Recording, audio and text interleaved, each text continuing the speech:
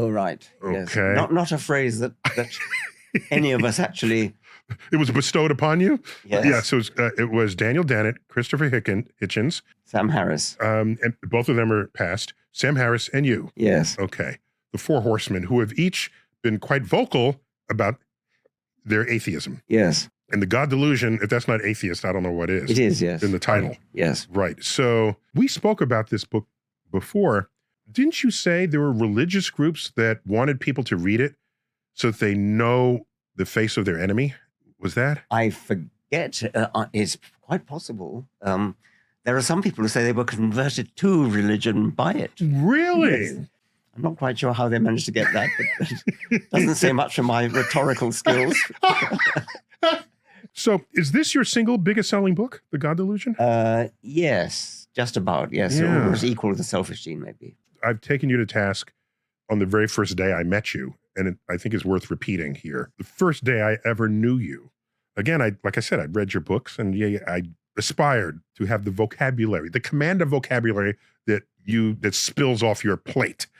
I took you to task in the front of a group. It was one of the what's the name of that conference? A Beyond Belief conference. Oh, yes. Which gathered. Oh, yes, that's right. Which gathered scientists, Yeah. biologists, theologians, Yes. philosophers. Yes. And it was to discuss, are we in an era beyond where belief matters? Yes. Does belief still matter? Yes. So it was quite the juxtaposition of points of view. You and I are up on front in a panel.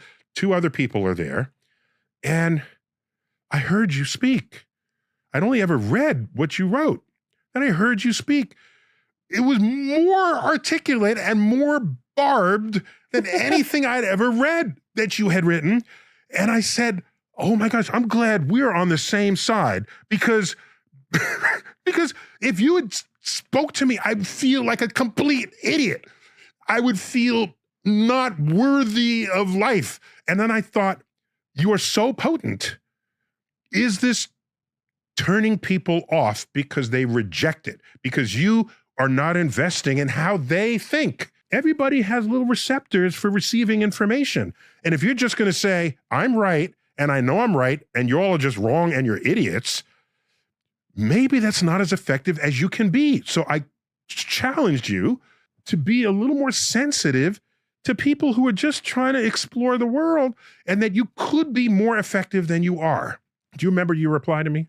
I said, I gratefully accept the rebuke. Yes. By the way, in that moment, there was like 5 seconds of silence because I'm just some young whippersnapper and you're like story famous guy on stage. Nobody made a sound. No. No.